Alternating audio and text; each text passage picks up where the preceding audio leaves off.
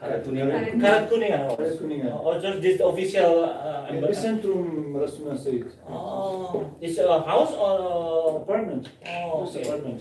But the embassy, where's the embassy? Still Gran Rubina, it's all the same place. Oh, it's still the same place. Yeah, Gran Rubina is also on the Rasuna State. yeah. Okay, good. It's a nice place. Yeah, it's close to everything. So I give it to the Okay. expert. So Mr. Amazon, thank you very much for coming here. Thank you for It's invitation. been an I'm sorry honor. about this rearrangement, but No problem, no problem. yeah, Yes. just came from Yeah. from Kamloops. So Yeah, and then Mr. Amazon, it will be our long-term relation. I Yeah, hope so. and we already have before the war. We already have communication very close with your ambassador. So it's not because the war, but we just want to keep cooperation. Yeah. With Saya your, mudah-mudahan kita akan guna kerjasama. yes, important. It's important. Okay, and I pray for your country to be fit, everything gone, no more war, everything, you know. Yeah. We all Indonesia. pray and we all try to do something Yeah, to yeah. make it happen. Yeah. Get it? Please. Thank you so much. Terima kasih. So I'm online or something? Nanti like. Oh, it's not live yet. Oh, mine is already live.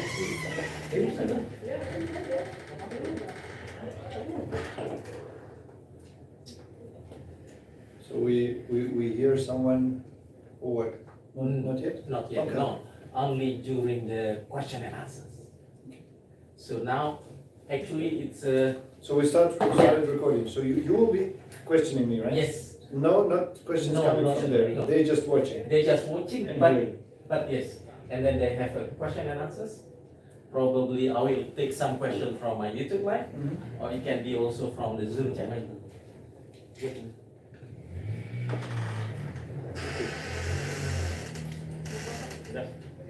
Thank you, Mr. Ambassador, for coming. Anytime. Thank you for inviting.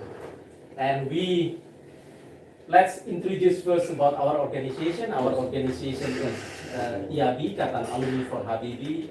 It's an organization of alumni. The student was sent to study abroad in 80s to 90s by President B.J. Habibie. So that's why the name is Habibie. It's around 4,000, mostly are to Europe and Japan. So it's around 50%. So like myself, I've been in Europe for about 10 years. So What country? Netherlands. Oh. Yeah, I speak Dutch. London, that's correct, yeah. And that is also the reason that we are interested into issue of geopolitics, science and technology, because that was the reason that we were sent. And this type of discussion we already done using the BlackBerry, WhatsApp, and then in the last 2 years using the Zoom. So it's very close. But then because of technology and advanced technology, we have meetings like YouTube Live and Zoom. That's the interest. We already invited 2 ambassadors last week, Professor Yudi Krisnandi and Professor Dr. Wahid Supriyadi. Both are former ambassador to Russia and to Ukraine, and talking about this topic. And we are happy to have you here. Thank you. And this is informal because we just hope that other people also watch. You know, the media is also there. Sure. And of course, let's. Can we know who's watching? Or like, do we have the- mostly Yeah. are my members. Okay. So we have 5,000 member of IABIE. So people around 40 to 60. No young generation. But since we put that into YouTube and other social media, that we have the social media, and we expect that there will be a lot of attraction for people to watch and see this type of discussion. Okay. And let's please introduce yourself to us, your background, where you were posted before you come to Indonesia. Should I look at you or on the It's screen? up to you. It's up to you. Assalamualaikum warahmatullahi wabarakatuh. Salam sejahtera bagi kita semua. Ramadan Mubarak to all who is fasting. I wish nice, calm, and peaceful Ramadan. I would introduce myself very briefly. My name is Vasyl Hamianin, and like 30 years ago, I became the student of Kyiv State University in the capital city of Kyiv. My specialty was Chinese language and literature, and also the interpretation and translation, and then history. So after graduation, I worked in the National Academy of Sciences for some time, then did my PhD in world history. After that, briefly, I joined Minister of Foreign Affairs of Ukraine in 2002, and then worked some time in ministry. Then, in between my postings, I worked also in the interparliamentary unit of the parliament, not as MP, but as a interparliamentary department. And in some time, it was some time again, I worked for the Speaker of the Parliament as an advisor. And in between, I was posted twice in China, People's Republic of China. In 2002, 2006, 2011, 2015. So basically, it happened like this, that when anything dangerous comes to Ukraine, I'm always abroad. It's like where first time Russia attacked Ukraine and occupied 2014. Oh, 2014. Yes, 8 was for Georgia. Yeah, Russia attacked so many countries that it's countless, it's too many. But 2014 I was in Beijing. It was a great surprise and for all of us, and it was a big grief for people died in this attack and for the territories occupied by Russian Federation. So this time I was posted as ambassador to the Republic of Indonesia. I came here in late October last year, and briefly we have like 40 days ago we have another attack and very massive and very serious invasion into Ukraine committed by Russian Federation. So basically that's my background. Yes, thank you. So 40 days ago, actually Indonesia, we are familiar with Russia and Ukraine, but not like today. And I think also the other part of the world, that's really a deep daily topic of the day about what happened there. And the term using of Russia, it's a special military operation, and then the United Nations and Russia and then Ukraine says it was an invasion. So for Indonesia, it's actually, we know about the history, but it's still far in terms of the geopolitics. So it's still, that's in Europe, here is what happened in Asia. And would you tell us what happened there today in daily activity and why it will impact us in Indonesia? Oh, you mean you want to tell me what happens now? Or Yes, what happened now? 40 days ago? Now, first of all, both. Because it's also, we need some prolonge on what's happened. What is the reason that two neighboring countries has a war? Do they have a love and hate relationship? Do they have envy together? Other than, of course, people in Europe understand what happened with Russian Federation, Soviet Union Federation. Yeah. Well, if we talk about the backgrounds, it will take many hours to explain what happened. But briefly, it is not a conflict. It is the real full-scale war of neo-colonialist Russian state against the democracy worldwide. It's a challenge to the democratic world. It's a challenge to the order, world order as it is. It is the repetition of the Second World War, in fact, because world did not experience a war of such scale, such intensity since the Second World War.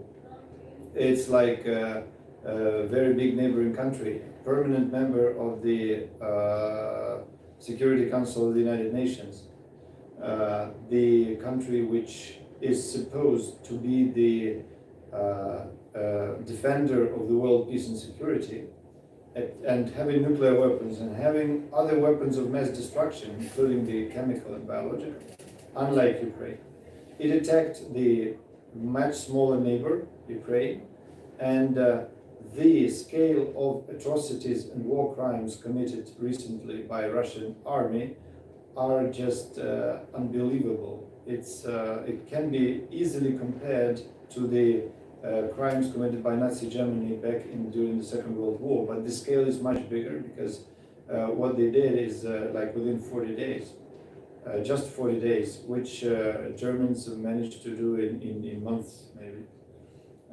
So this is a crime against humanity, general big crime of one country against humanity in general and against the nation, Ukrainian nation in particular.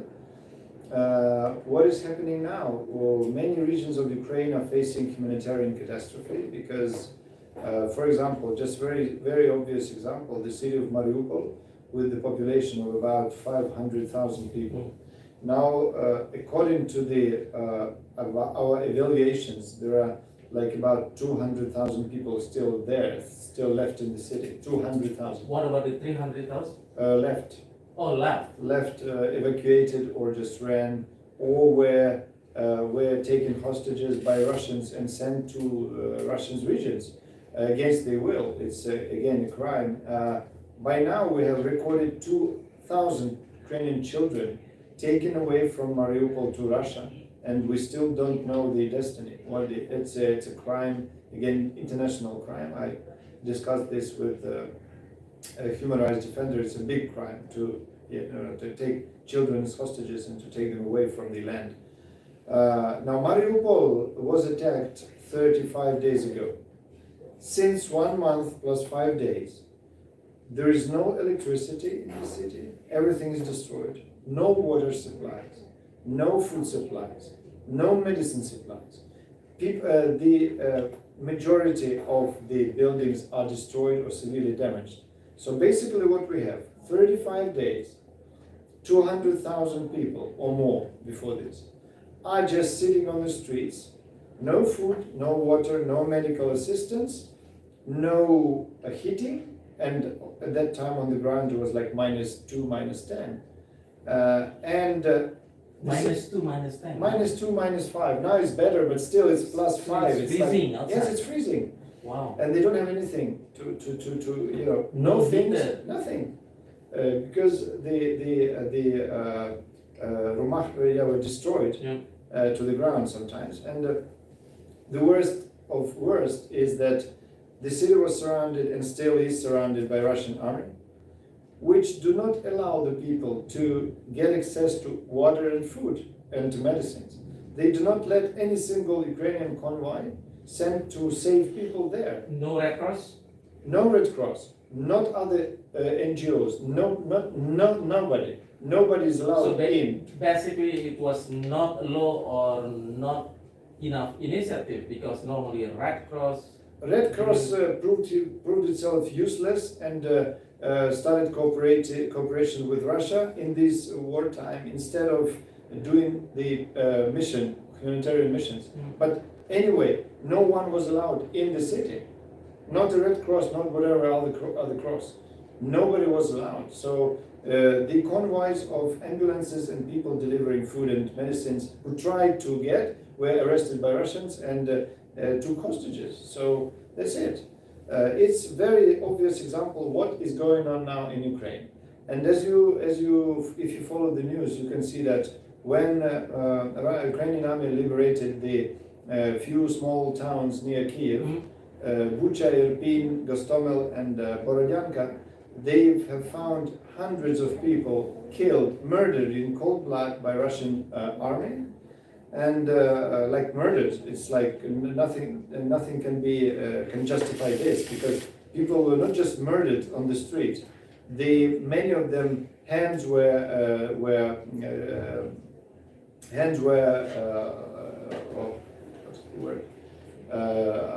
under the behind the back, tied behind the back, and the eyes were tied with every piece of something of fabric, and they were shot dead from the back into their heads. Many women raped, many people burned, I don't know alive or not, but many children killed, many children raped also. And many people were with the obvious signs of tortures. I already gave this disc with materials to your okay, yeah. so you can check this later. But the mass graves were discovered. Now one grave is about 300 people just shot dead and put into this grave, and this is not just a war. This is now war crimes and atrocities of the Russian army against the civilian population of Ukraine, of large scale one. So now we understand the real face of the Russian army and of Russian intentions. If any city surrenders to them, that's what was going to happen to every city or town. That's why Ukrainian cities and towns are resisting and trying not to surrender, because this will mean death and tortures and humiliation. So basically that's what's going on in Ukraine now. Now we still have everyday bombings and missiles, shellings of all the territory of Ukraine, not just east or somewhere. So if the Russians can call this military operation, I would not be able to find any other definition for the crimes they committed. It's just, I'm speechless with that. It's fascist regime of Russian Federation. To hear this type of crime probably happened 100 or 200 years ago during the war. 80 years ago, Second World War, yes, it happened. So today, with the modern development, 21st century, you have center of Europe. Yep. I'm speechless, But I know the background. I can explain you the background. Because in my opinions, your country is like our country is Indonesia and Malaysia. It's neighboring country. Yes. We have probably some issue years ago, but actually some of the culture is the same, the language is almost the same, but there is no such of atrocities that envy or hated like what you just described. You can have disputes, but you don't have conflict. Even conflict, you don't have you don't have the conflict. I mean, with Indonesia, with neighboring countries. Yep. In 1960 we had, Yes. but it's long time. Yes. So we already passed. Yes, but now it's 21st century. I mean, now. Yeah. So I can explain to this. You know what? Some people are maybe misled or misinformed by the Russian propaganda. But the history of Ukrainian-Russian relations is the history of struggle and resistance of Ukrainian people against Russian colonialism for 350 years already. So we've been fighting. So you consider that as 350 years against occupation during the Soviet Union and before? It's not the occupation, it's colonial rule of Russia over Ukraine. It was colonial rule. So you are not came from the same ethnic group? No. It's again a piece of Russian propagation. According to the genes, I would not tell that this is medical, biological, but trust me, it was the result of investigation and research held by the Russian Academy of Science, like 10 years or 20 years ago, 12 years ago, I think. And the genes of Ukrainians and Russians are very different. Languages are so different, so we are very close in linguistic terms to Polish and Belarus and Slovak languages rather than to Russian. So we were not brothers. We were never brothers, because when we were oppressed and dragged into this Russian Empire, and then once again dragged into the Soviet Empire, Soviet Union, USSR. We resisted. We tried to fight back. We were defeated in those times, 100 years ago, right? So but we never stopped.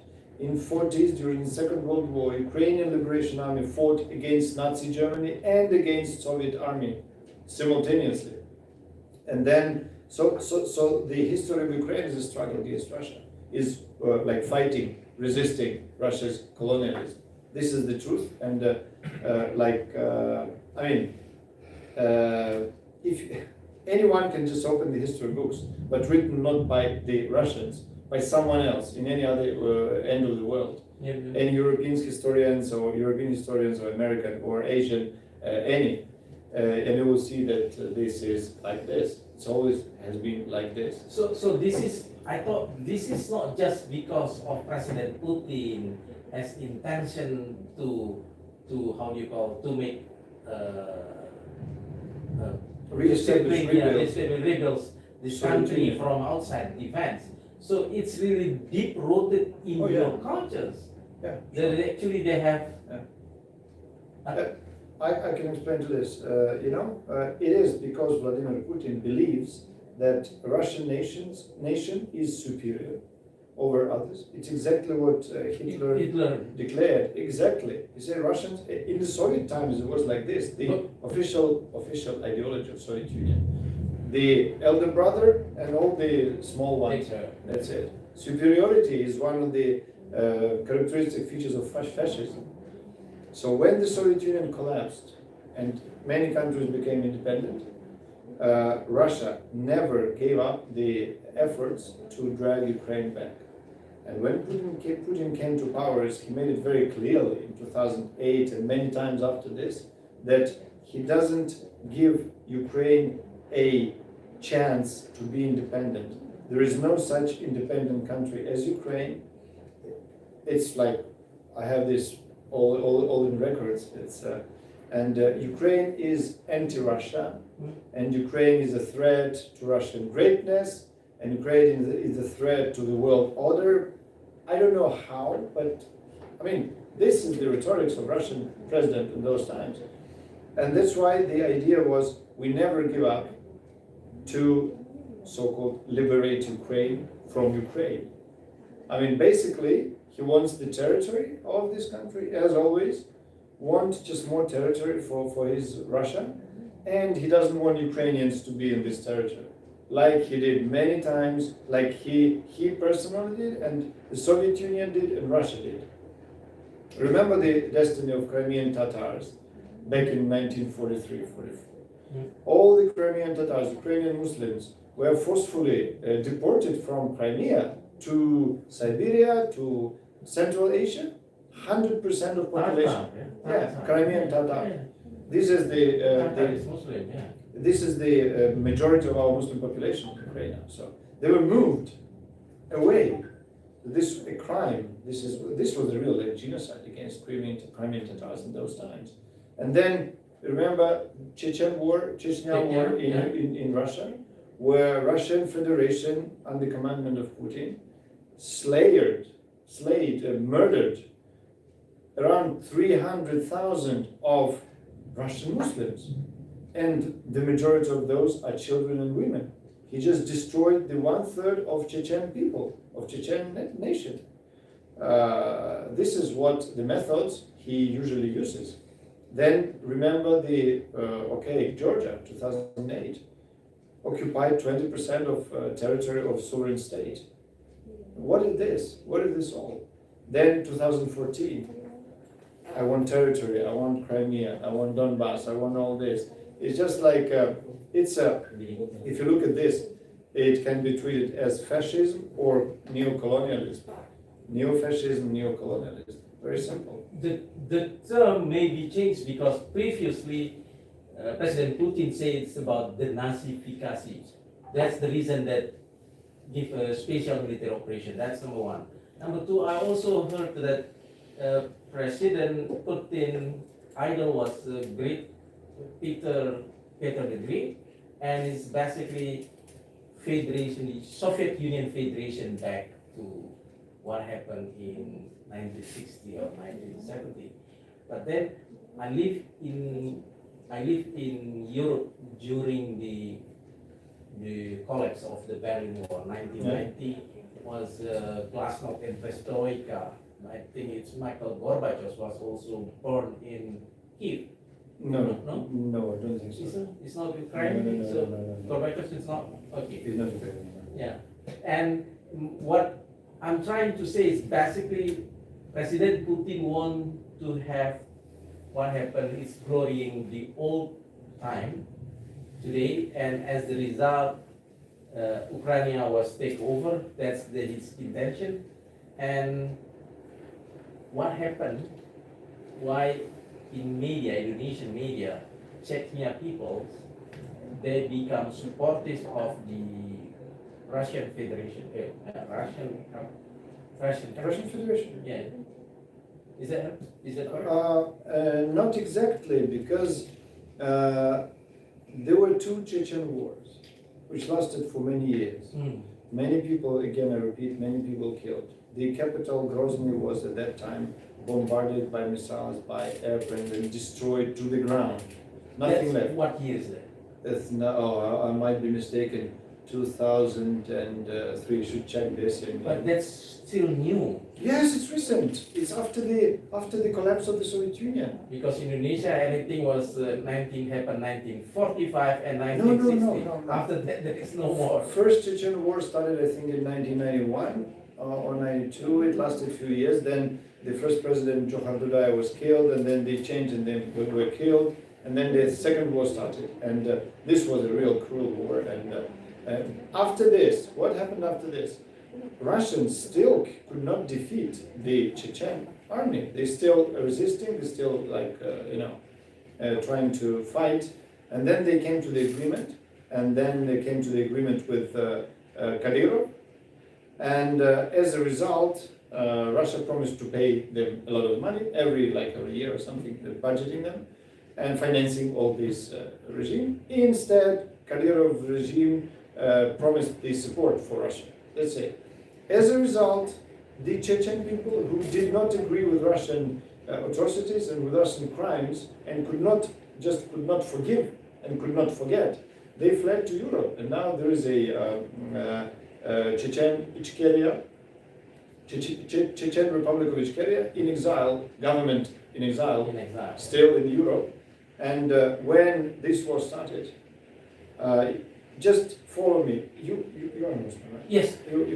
You will understand what I'm going to say, because this was not my words. These are words of Mufti of Ukraine and Mufti of Crimea, two very respected people in the Muslim world. They told that they appealed to Russian Muslims. Mufti is for Indonesia is Imam Besar. It's not. It's different. It's different. Because Imam Besar is the head of church, Yes. head of masjid. Yes. Mufti is like Kepala MUI for Indonesia. You know. Yes. Kiai Haji. Yeah. Someone. Yes. Yeah. That's Gus Yahya he's like a sort of. Yeah. Sorry. Yeah. Okay. So the important thing here is he addressed the people of Muslim people of Russia and of the world and say, Russian government sends you, Muslim people of Russia, to Ukraine to kill civilians, and we definitely have the chance to meet our Muslims and you invaders in the battlefield.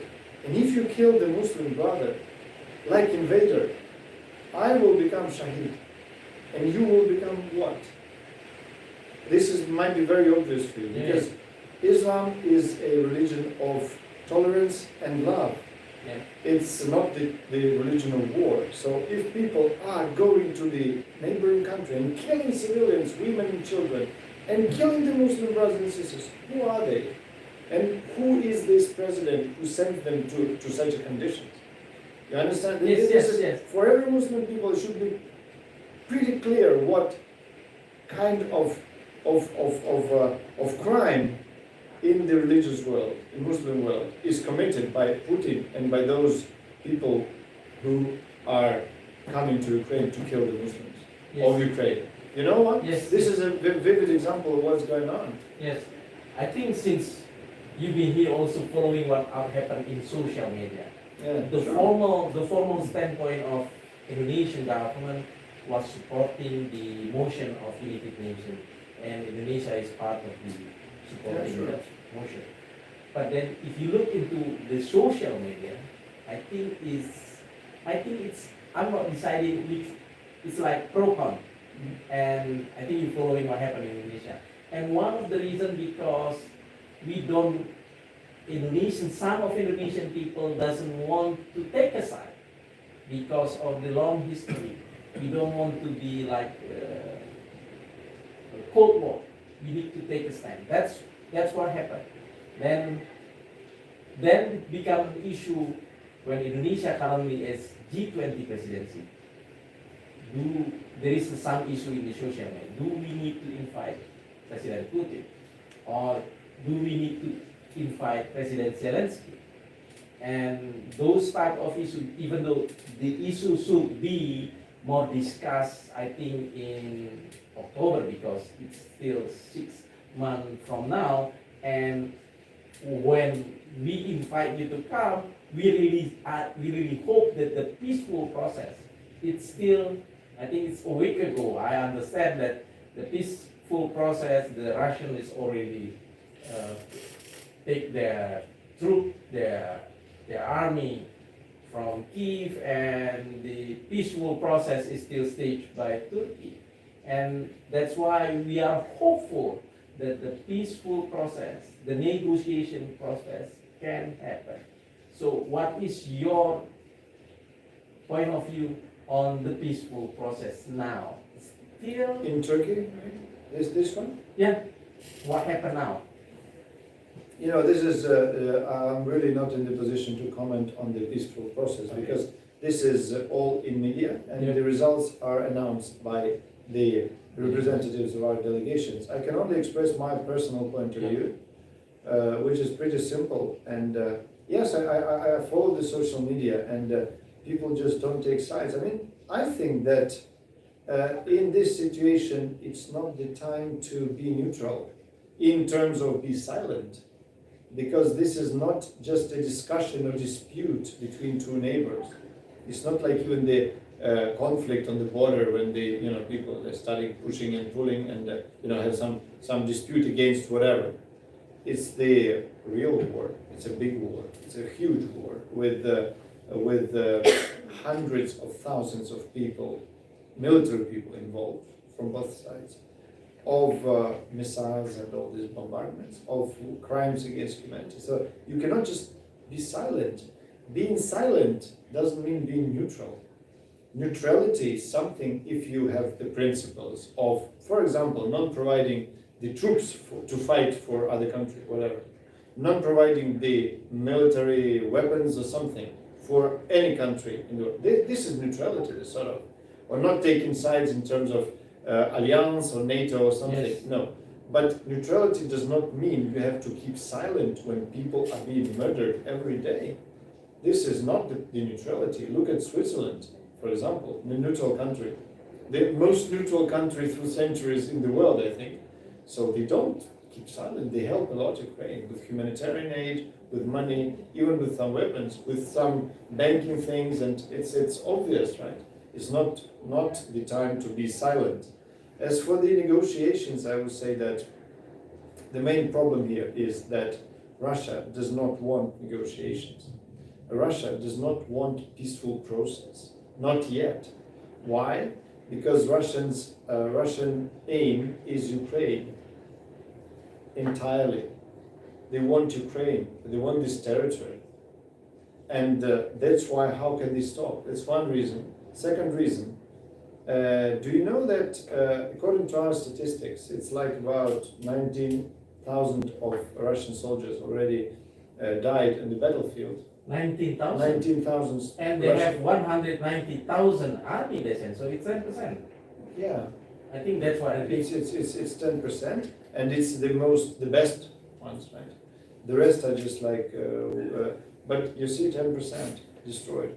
But they say in the media, it's like 1,000 people died in the military operation. Can you imagine if they lose, or if the peaceful process started? They have to disclose this to the people. That no, sorry, it's not 1,300, but it's 20,000.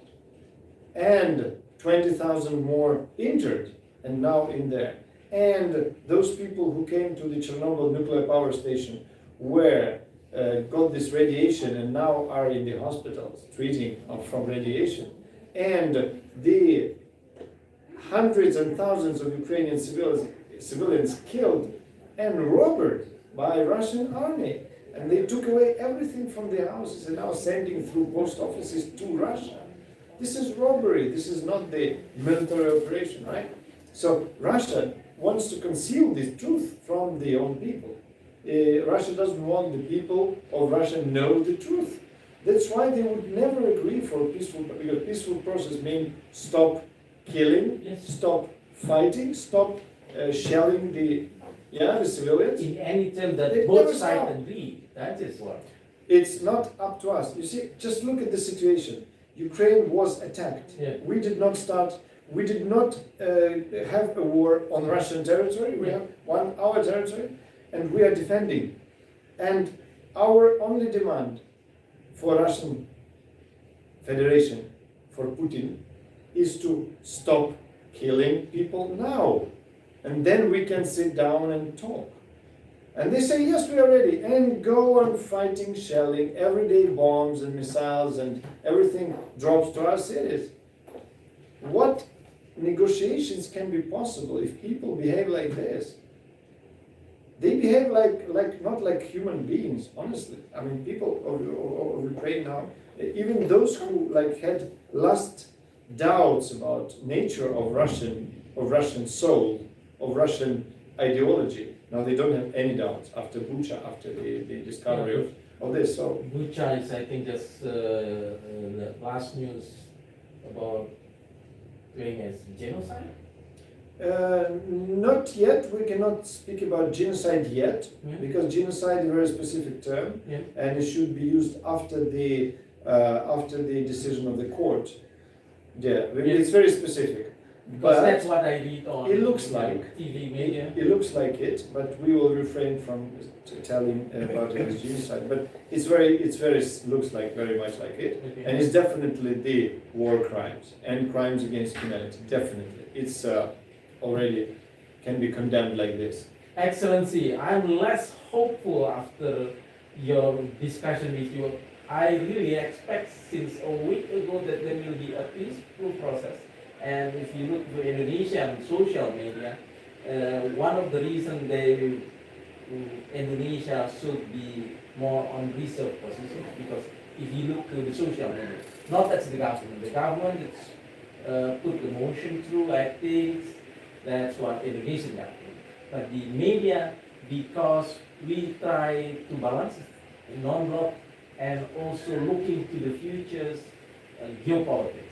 Let's say what happened if this is continued, the progress, there will be two blocks, Russia and China, and the other part is NATO, and Indonesia is not part of it.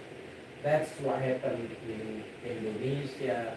Social media, yeah, Indonesia social media. But my perception of this is, you see, the every other day of war, of this war, not only brings the grief and sufferings to Ukrainian people, not only brings the dark future for world security and world food security, and not only brings the problem in future, big problems of ecology, of economy, of energy security, food security. Not only this, every day of this war will bring the end to the Russian Federation as a state in the shape that it exists now.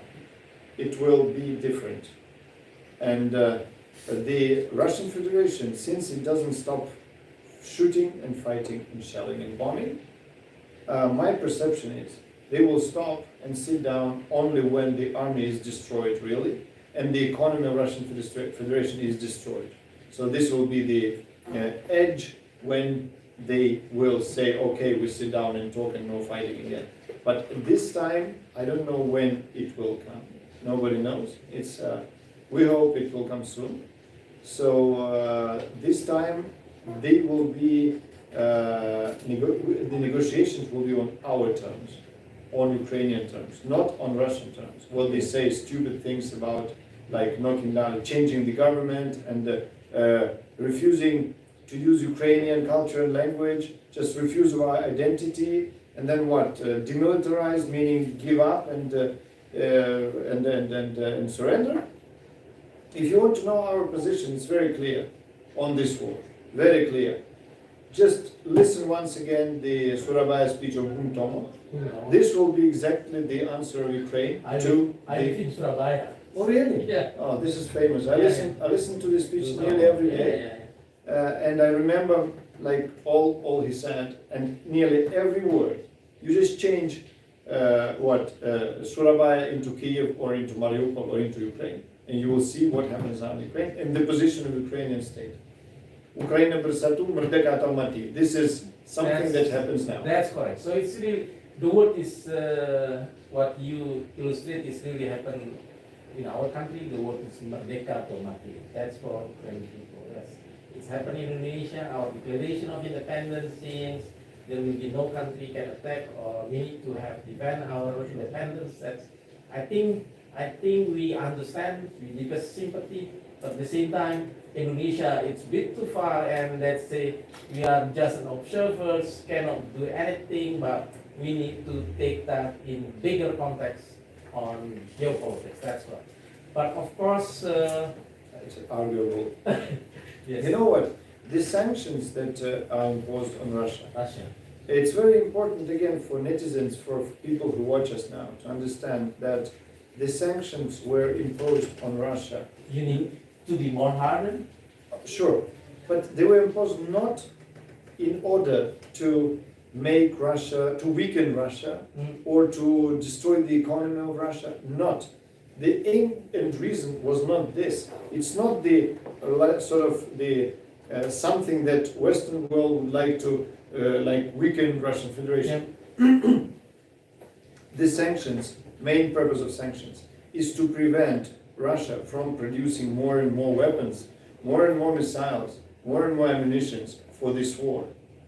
This is the main reason, and one of the only ones, to stop the war. So sanctions are the instruments for stopping the war as soon as possible. The more severe the sanctions are, the faster Russia will run out of missiles and ammunition and tanks and all this stuff, and will just sit down and surrender. So economic sanction is not working. That's Working. No. So it's military sanction or economic sanction? The economy is producing, the weapons are produced by the economy. Okay. Yeah? So if the country still having a lot of revenues, a lot of money incoming for oil and gas and everything, they feel fine. We can fight for 5 years more, just kill more Ukrainians. If they have no sanctions imposed on the everything, like electronics, like spare parts, they will still produce tanks and airplanes and missiles and everything. So the sanctions on Russian economy is the instrument of putting end to this war, of making them enable to produce more weapons and enable them to carry on with the war, because financing of the war is very important. Since you are No money, no war. Since you are PhD in world history, Yes. I learned about the game theory, what they call irrational escalations. If you put more sanction, there will be people doing more things, it's more hardened, and then the world become more chaos. And my country has to butt from here, because what we want is just end everything, settle, negotiation process. But do you It think doesn't will work like happen? this. Oh, It doesn't work like this. I mean, if I go to the international forum or to whatever place and say, I want peace, I'm against war, nothing happens. If you go to the United Nations and say, we condemn the Russian Federation, Russian aggression to Ukraine, right, in this resolution, nothing happens, because Russia is the permanent member. permanent member And of it can veto Yes, everything. they can preserve. What can you have from this declaration? Just declaration, just Cannot. words, Yes. right? So as for the escalation, I don't agree with you because this was an old theory which worked in in previous century, in 20th century, it worked. But now it doesn't, because now everything is very fast. You switched off SWIFT, and there it doesn't work. Immediately, like in seconds, it doesn't work. Then you sanctioned the use of dollar and euro and everything. Here it just stopped. You don't have money. Okay? You arrested. Russia has a lot of the currency in reserve in foreign banks. So you just arrest the accounts and it stops. So it can lead to the escalation within Russian society because of propaganda, because Putin is telling everyone that, it's West hates us, it's our enemy, he wants us to kneel and surrender, but we are strong, we will be strong again, we will be great again, etc., etc. It's propaganda. But what happens in fact is the economy will not be able to function properly very soon. You will be unable to produce, you will be unable to finance the war. Because the main thing is to finance the war. Also the finance of defenders. It's crucial. If we are not helped, if we're not financed, if we're not given the weapons and some very serious financial aid and humanitarian aid, Ukraine will be very difficult. We will resist, but it will be more difficult. More casualties, more people killed, more people suffered, So it's very important. In every war, key thing is territory and money. You don't have money, you cannot finance the war. War stops. Finished. So we want him to be unable to finance the war. That's it. So for every country in the world, it's important to understand that just sitting and waiting and saying nothing and being trying to be far away from the problem is not right. Because your contribution into the end of this war might be huge. Anything, I would say and repeat, every voice counts, every dollar counts, every single boycott counts. Boycott Russians, brands, money, oil, exports, imports, boycott them close the ports and airspace for them like Europe did. That will be a great contribution to the end of the war. The Sunni countries will cut off the oxygen pipe for Putin's dictatorship, to his fascist regime. The sooner the war will come to an end. It's a simple logics, nothing else.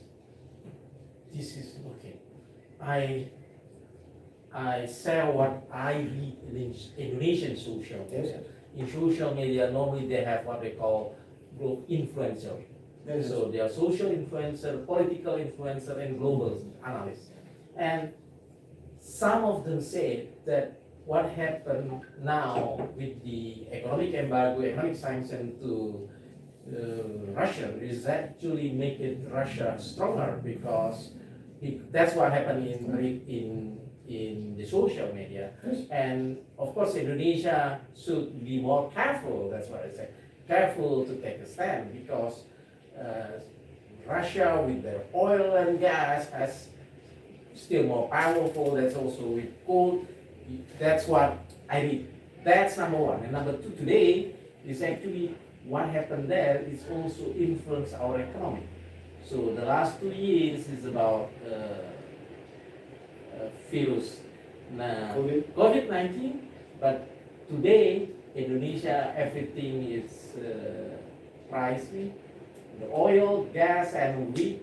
Indonesia also just introduced what they call the social assistance, BSAE, meaning it's giving to every family some sort of assistance from the country. What I'm trying to say is actually what happened there.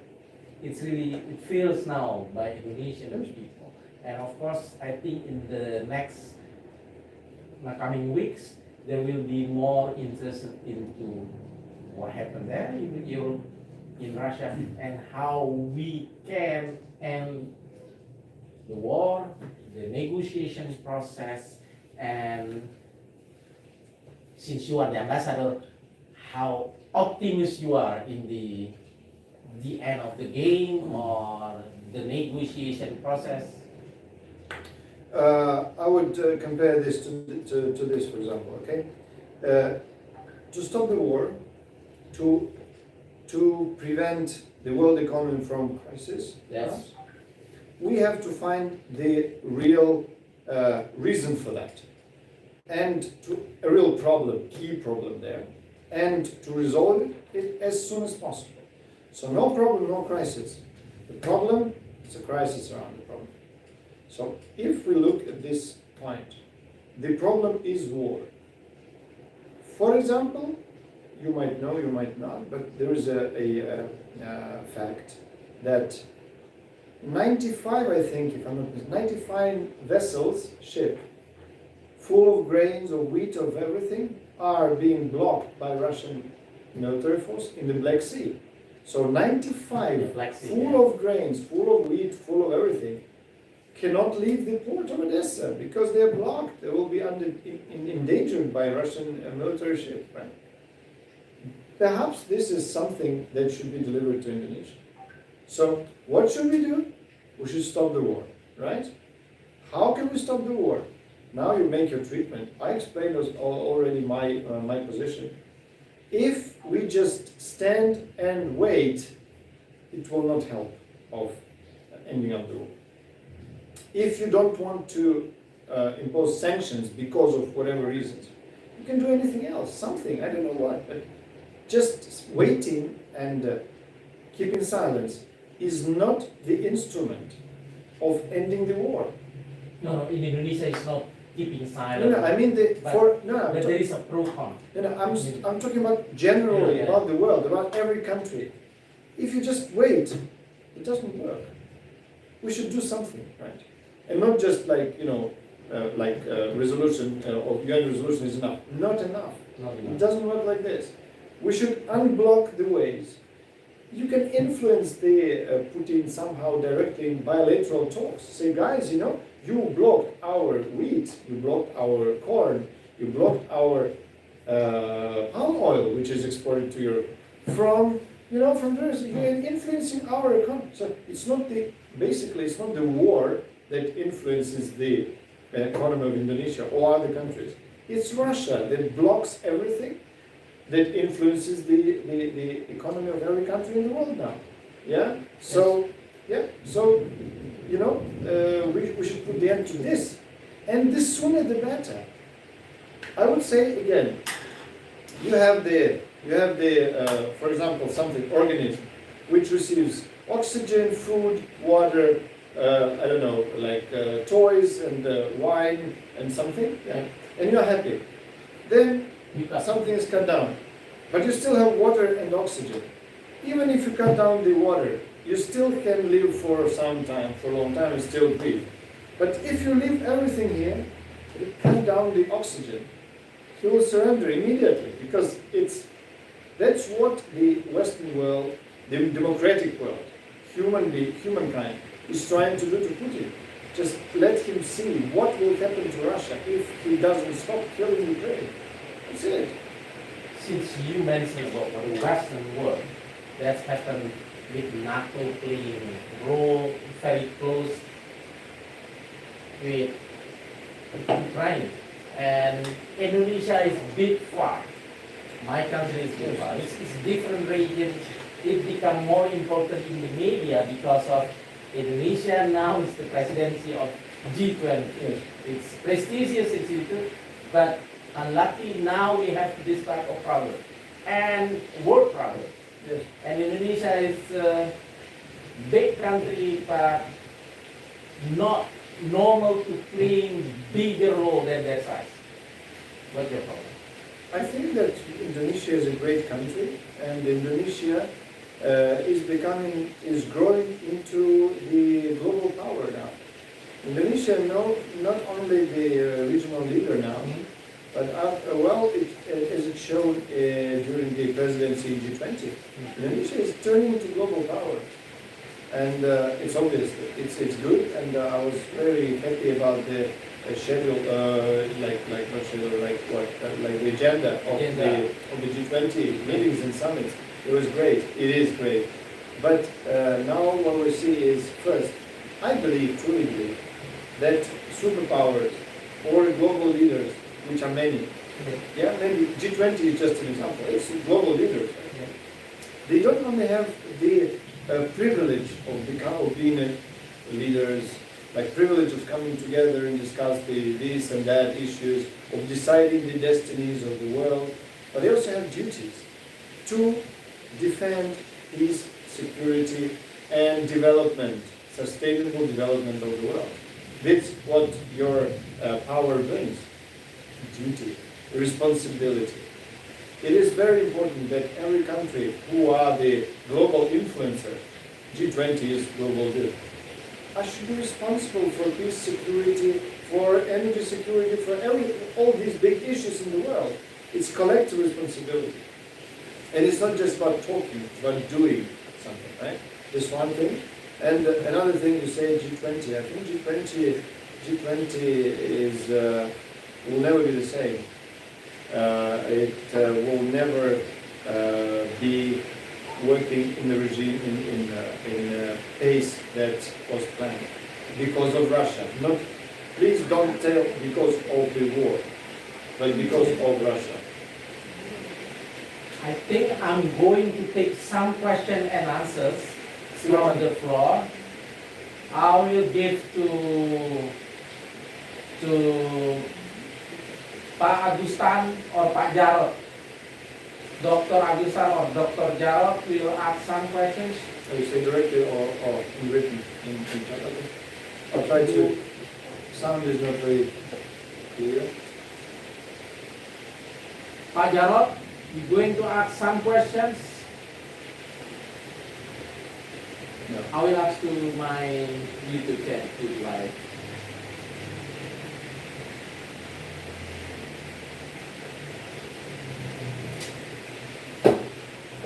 Okay.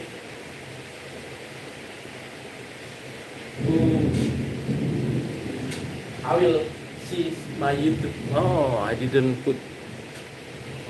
Okay. Just for you.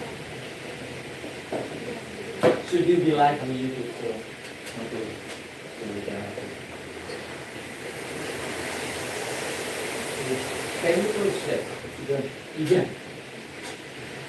Hujan. So you think that Indonesia with greater power have a greater responsibility? That is Spider-Man.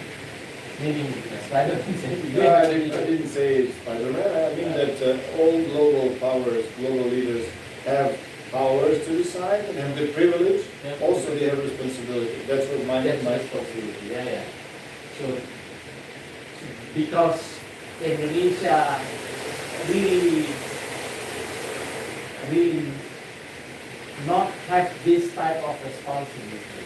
Previously, as a non-bloc, that was probably 50 years ago, and this type of G20 is really like the global leader.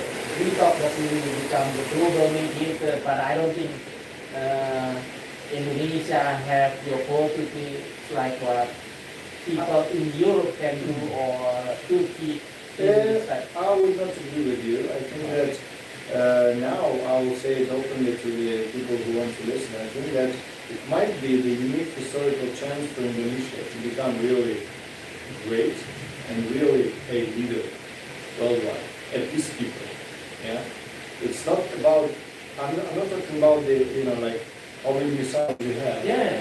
And but you are the leader for ASEAN, for this region, and you are one of the leaders, like India, like China, like Japan, like Brazil, like many other countries in the world. You're a leader, one of the leaders, and you have all the historical chance to lead the world to end this war as soon as possible, as G20 president. Because for this type of mediation, normally it's not about, of course, but not how many missiles that you have, it's about your person, the trusted person for both sides. You need Take the lead of the leaders to come together and discuss. Take the lead. Take, like someone's voice should be first in G20. Someone. Someone. It could be anyone. Just leaders. Come, sit down. Extraordinary. I don't know. I'm not going to lecture anyone, but like call the extraordinary summit of G20. I hope that our president will listen to this. Is also other global leaders listen to this. Yeah. That there is need a person to take a lead. Someone, yes. Someone needs to take the initiative. It doesn't have to be to have big barriers, but someone. It might not be the number one economy or number two economy, number three economy, anything. But I mean, the summit of world leaders. Someone, I expect someone to say this, speak this out. And if we have the extraordinary summit of G20 with one question on the agenda, how to stop the war immediately, as soon as possible, it might work. This is only platform that might work now in today's world, because UN, I mentioned already, is not a platform. It doesn't work. It's just dead end. So the only one is G20, not G7 even, but G20. And not G20, it's actually a person, the real leader. You need someone within the G20 who can communicate with the both sides, right? It's not. I'm not trying to lecture anyone. I'm not trying to give advice, because people leaders of G20 countries are wise and experienced people with much more experience than me. I'm not going to give them advice. It's my hope from my heart to end the war. And as I see, if we talk about multilateral format, the only platform that might work is G20 at present. Or we should create another platform, which will take time. But this will, we don't have time for that. We don't have time to wait till November, summit of, I think that before November the war will be finished. I believe in this. So multilateral, but what happened with bilateral? Meaning French President Macron can speak to Putin and also speak to Zelensky. Because you need only one person that has trust from both sides, can communicate and agree, and you can have better future. Again, I understand that there can be bilateral instruments, but what I don't believe is that Putin can trust anyone, and From Germany, France, Turkey. and I don't think he can be trusted also in bilateral level. That's why multilateral level. Or if you communicate on bilateral level, it's not about trusting. It's not about like sitting down.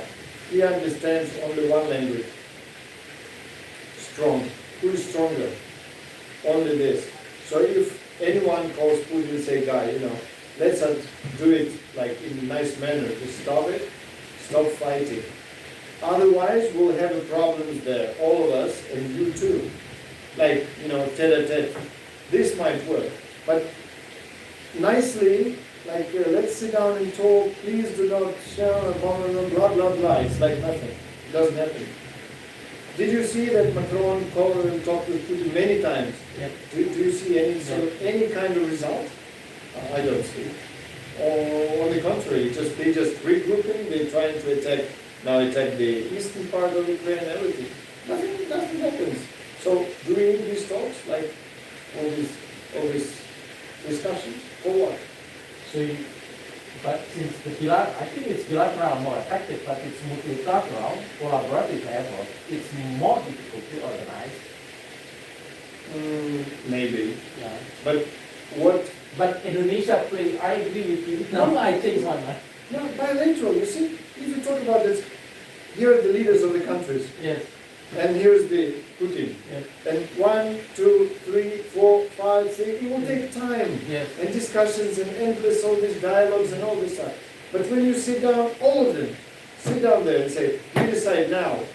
You will not leave the room before we decide upon the end of the war.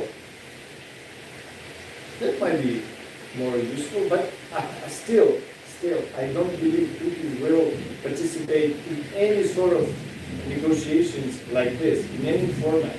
I don't believe he will go to G20 even in November, if he's still alive. I don't believe in this, because like being a war criminal, being real like a monster in today's world, I mean, this will be a humiliation to the platform, to the gathering, to the people participating in this. I mean, can you imagine Hitler after the war, like if he's alive, to participate in any gathering? It would be humiliation. People would not would not shake hands and say, "What?" He's like a not human being. Who will shake hands with Hitler if it is like no one? He's a criminal. You know. That's why I don't believe he will participate in any gathering, except like for bilateral maybe talks, maybe I don't know. Wow, my perspective, I become more pessimistic about what happened.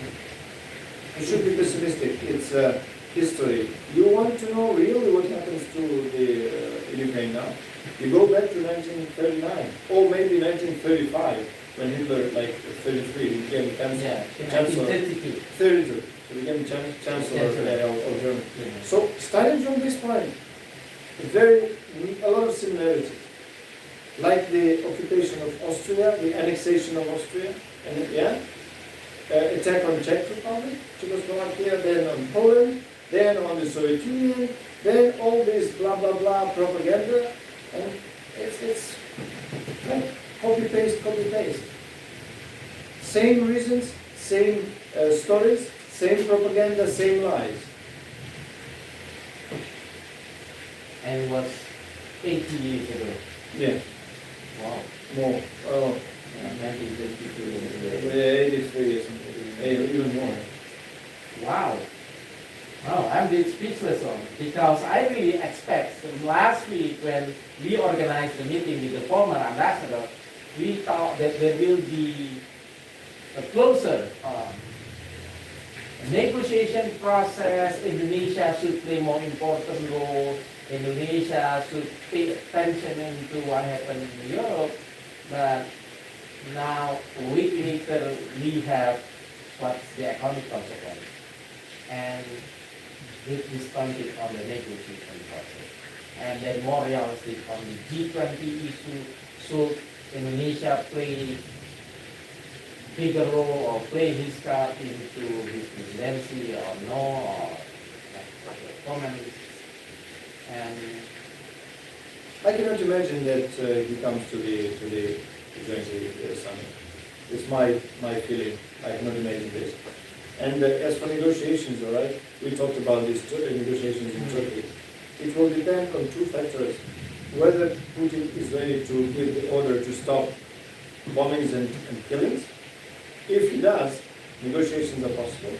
And the result of the negotiations, the success of negotiations, will depend on the demands of Russian side.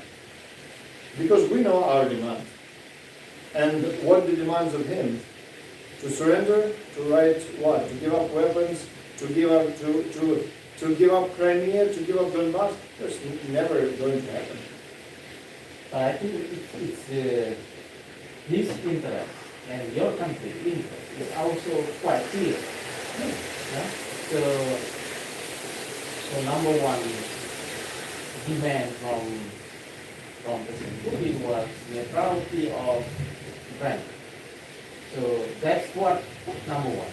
And actually number two, number three, it's less important. Donbass, Crimea, so the neutrality.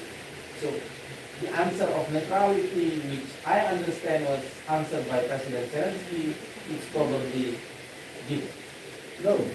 The answer, again, as I have it, as I interpreted it, as for neutrality. Yeah, neutrality. Yeah, as for neutrality is, but remember, the question of neutrality, meaning not going to NATO or not going to Turkey. It came after the 3 or 4 or 5 rounds of the previous negotiations, where the demands were absolutely stupid and ridiculous.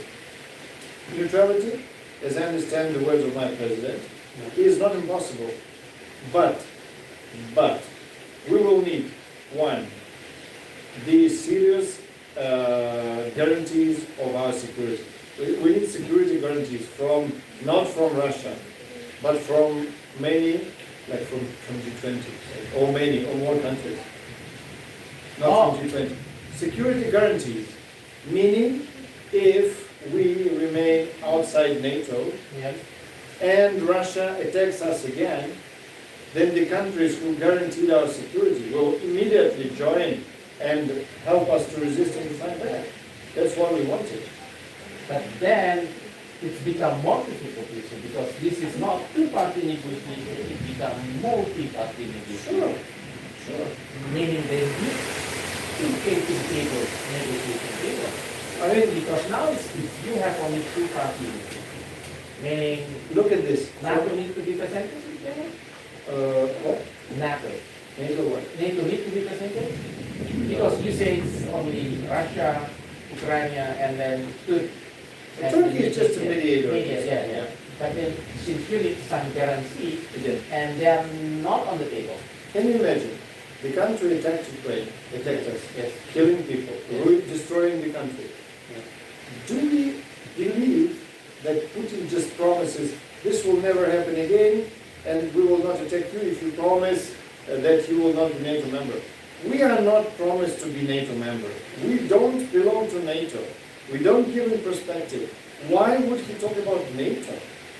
I mean, neutrality is something that can be approved by the people of Ukraine, referendum, and then approved by the parliament of Ukraine, passed, and then signed by the president of Ukraine. So this is a process, and we do not say that this is impossible. But what we haven't said will again be like sitting and preparing for the next attack? No. We need the guarantee from many countries, direct security guarantees. Otherwise, it's no point of discussing. Then it becomes difficult issue because now the party was Russia and Ukraine. Yes? Since you need more guarantee and how the other party can make their concession on their agreement. So they demand us to be neutral. We will demand Russia to get the security guarantees. Only under this condition we will start the process of neutrality. I think this mechanism should be like this. Okay. The security guarantees must work. Otherwise, we are constantly under threat from Russia. And this war proves that Russia cannot be trusted. Never. But I think Putin is not afraid of NATO. He never been afraid of NATO. Before 2014, Russia and NATO were cooperating closely and on huge scale. Sort of military exercises, joint military operations, joint projects, arms and visits and exchanges. He is not afraid of NATO at all.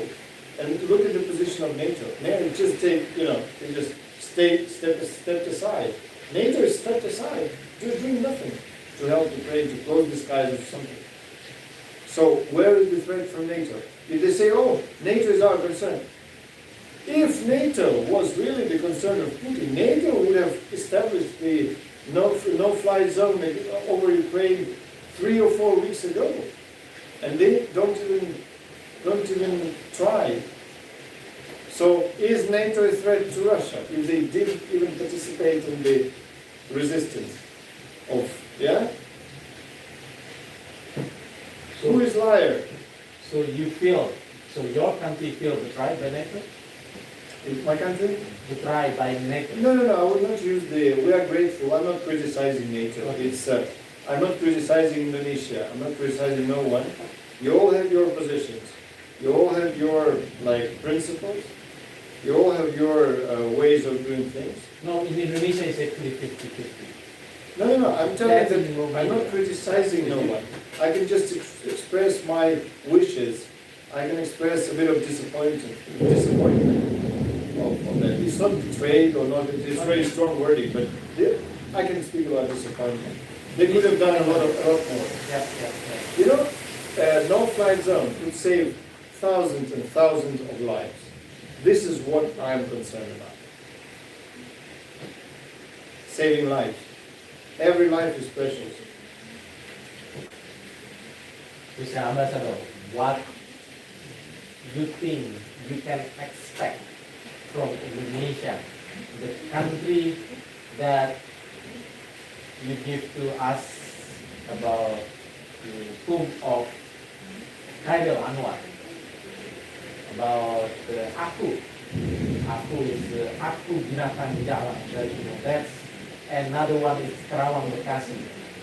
Both poems that you was given as present is actually a metaphor of a people or a country that really try to defend his country better, or is better die than to see his country captured by other countries. And that is the essence of the title Anwar poem, which is written, I think, 70 or 80 years ago. Yeah. What you expect from the country, that people in this country read that poem, Sajak Aku, from elementary school we read that, and also the country that you said about the pidato of Bung Tomo in Surabaya. Yes, what you expect. And different also. What I expect of G20? Indonesia presidential, and today. First of all, I'm really proud and saya dihormati bekerja di Republic of Indonesia. I'm really proud of that. I'm honored because the country that has so long history, so deep culture, so great variety of cultures, languages, and which effectively expressed in Bhinneka Tunggal Ika on the Garuda Pancasila, on the emblem, and the country that had not only Hari Anwar, but only Bung Tomo, General Sudirman, General Pugeng Iman Santoso, Ratu Joyoboyo Rondowarsito from Java, then Prabu Siliwangi from Panjajaran, from King of Panjajaran. I have a glorious history of Majapahit defeating Mongolian invasion, which no one in the world could repeat. We were the one and only unique country that defeated Mongolian state. We have the glorious history of Sriwijaya with King Erlangga, with King Udayana, that were developing in the same developing and expanding in the same time when the cradle of our civilization, Ivan Rus. So we have so many heroes, so many heroic stories, so many really many similarities actually. So you are proud people who, I think in this region, I think it's only two countries that really gained independence fighting. Not just being given as a gift, but fighting in fight. And this was a very hard war, and I think many people still can remember this, being kids or maybe listening to the stories of the fathers and grandfathers. And I also would remind us all, in the very hard time for Indonesia, 1945 to 1949, it was exactly the Ukrainian representative in the United Nations who stood up and spoke up, despite the position of many strong economies and strong forces of the world, and strong countries of the world. Despite this, he stood up and he really, our delegation in Ukraine, for 4 years, working a lot, signing, preparing resolutions, preparing letters, communicating, persuading, etc., until Indonesia became the equal member of the United Nations. We shouldn't forget this too, I think. So what I expect, of course I expect a strong position on Russia. I repeat, it's not the matter of neutrality or non-aligned movement, it's a matter of the war and peace. The more decisive and the more serious, the more strict we, not the right word, the stronger we are in condemning Russian aggression, the sooner the war will come to an end. the stronger we are and the firmer we are in imposing sanctions and limitations on the aggressor, the sooner the war will end. Again, I'm not lecturing anyone, I'm not giving advices, but it's my concept of ending the war with Russia. Sanctions and the condemnation of Russia as aggressor. So, of course, I hope also that we receive some humanitarian aid from the Indonesian government. Hope this will happen. As for G20, I think I mentioned it already. G20 is the, I would say, really, frankly, is the most authoritative gathering worldwide, and with the widest representation, I would say, because like G7 is very authoritative and everything, but representation is not as narrow as in G20, and G20 is really a gathering that can represent all the regions of the world, all the continents, all the social systems, democratic and non-democratic, obviously. So, but they can decide upon basically upon the destinies of the world economy and world everything, right? They can make decisions that will lead the humankind to the greater good, to the development and sustainability, or to the wrong ways, I don't know, to crisis maybe. So decisions of the G20 are crucial to ensure the peace, security and development of this world.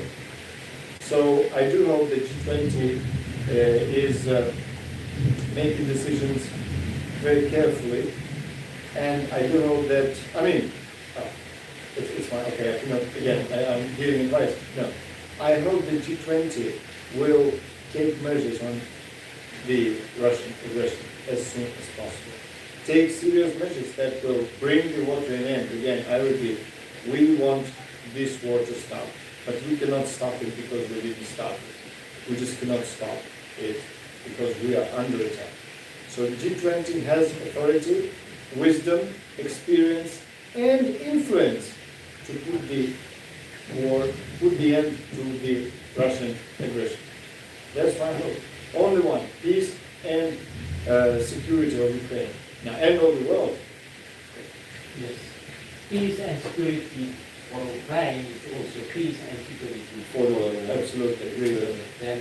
and Merdeka atau Mati is our symbol, our pride. That's what happened 70, 80 years ago. It's also now what happened in Ukraine, and also symbol of the country.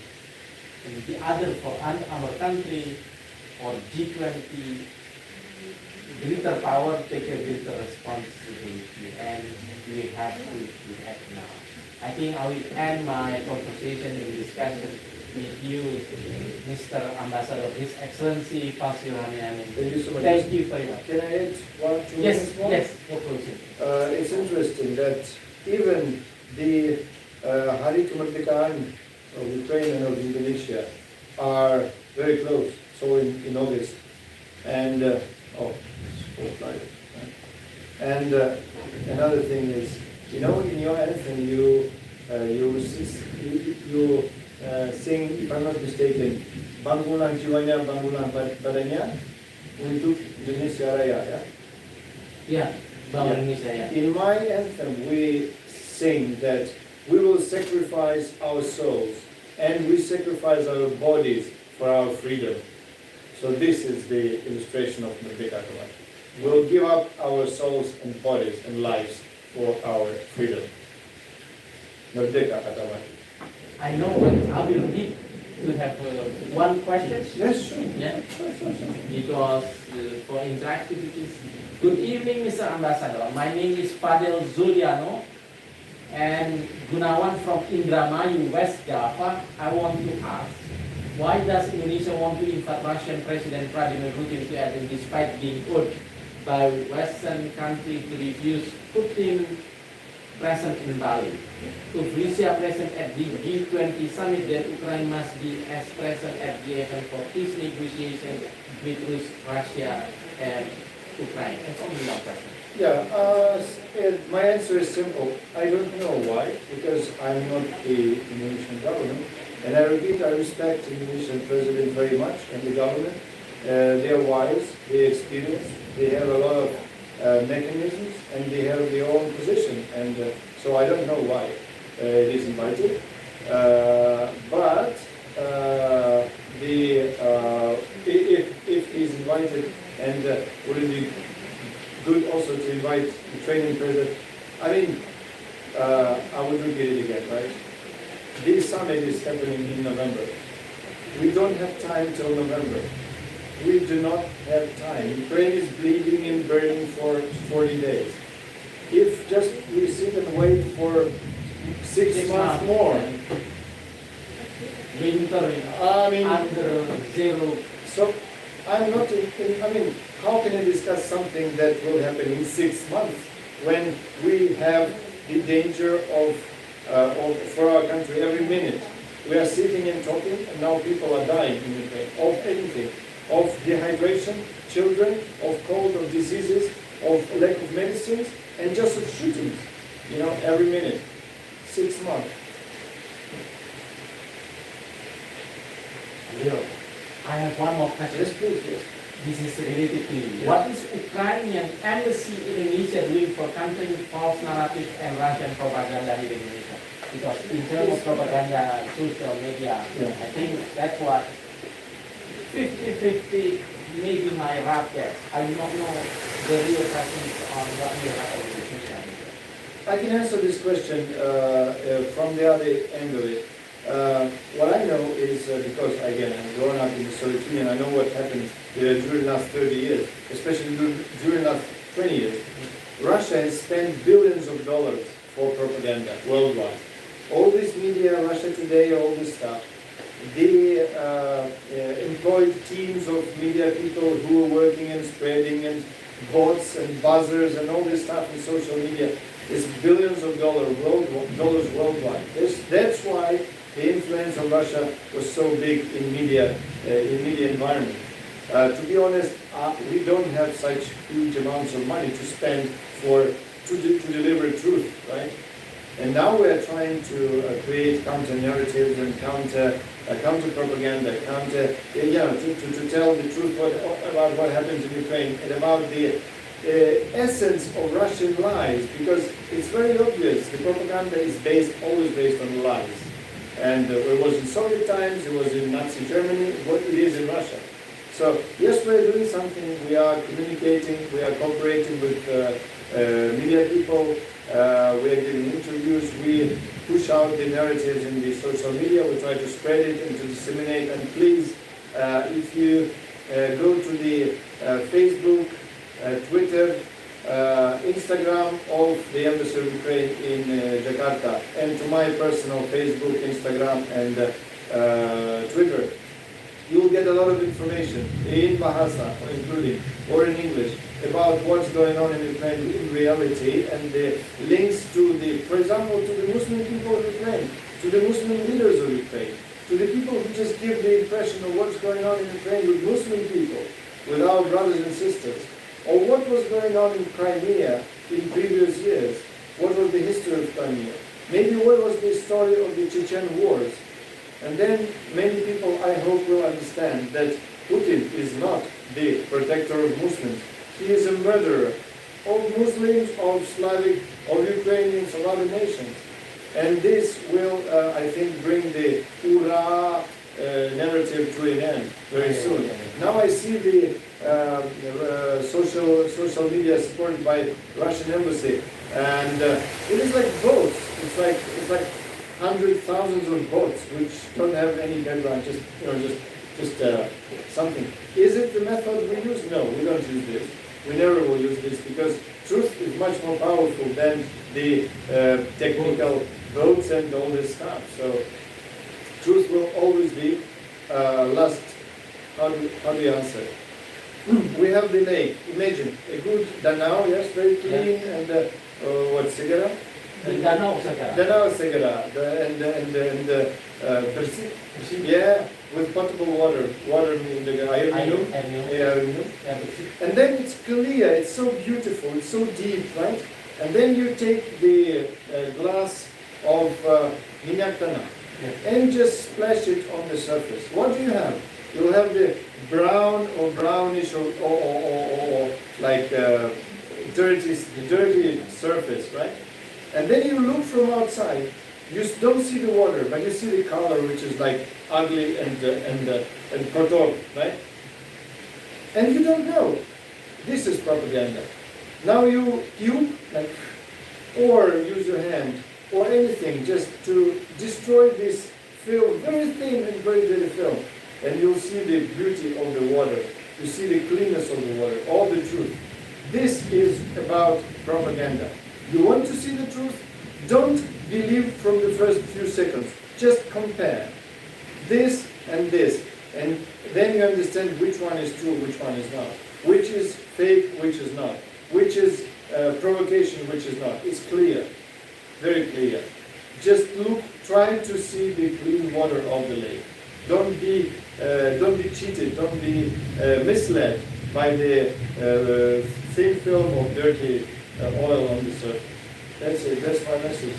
You need to do digging, more research to understand it is a fact or a hoax. Maybe not digging. Just click, And then you see it. very easy. Okay.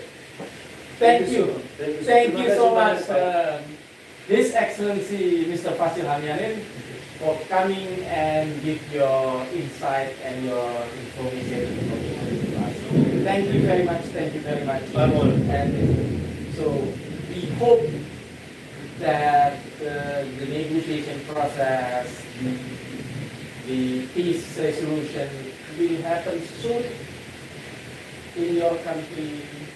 Inshallah. We have our deepest sympathies and condolence. We understand Indonesia has experienced this startup this long time ago. Our deepest. Thank you very much. Thank you very much. Thank you. Mr. Ambassador. Pray for Ukraine, pray for Indonesia, pray for the world. Terima kasih. Terima kasih. Bapak Ibu sekalian, kita sampai di session terakhir. Ini adalah yang kesekian kalinya kami mengundang Bapak Duta Besar. Sebelumnya kami selalu melakukannya lewat offline di YouTube ataupun Zoom di IABIE channel. Ini pertama kalinya karena kita melakukan dengan podcast, dan terima kasih kepada His Excellency Vasyl Hamianin untuk hadir di acara ini. Mungkin kita juga akan mengundang para duta besar yang lain untuk memberikan pandangannya untuk berbagai topik ataupun topik-topik lain. Saya ucapkan terima kasih, sampai ketemu di acara selanjutnya. Untuk itu silakan like and subscribe ke video ini atau channel ini. Terima kasih. Assalamualaikum warahmatullahi wabarakatuh.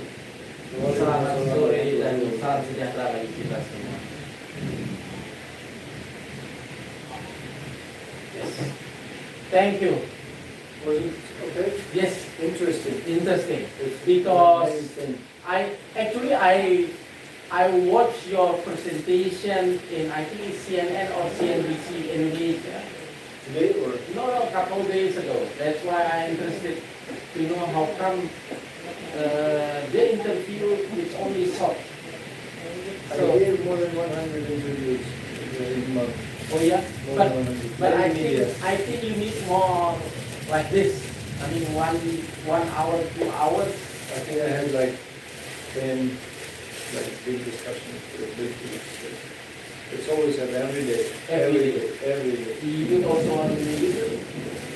Yes, my media team will. Okay, I will check into. Just ask this. Yeah, yeah. You contact with Svetlana? Svetlana, Yeah, it's, ask her. it's my friend who, Yeah, she'll give you the- because we really need to understand the behind, because if you look in CNN, CNBC, Oh, yeah, it's it's like only 30 minutes. 2 minutes, and now I understand you are, how you say, been in other part of the world, in China, 2 times, 4 states, so you really understand what happened in China.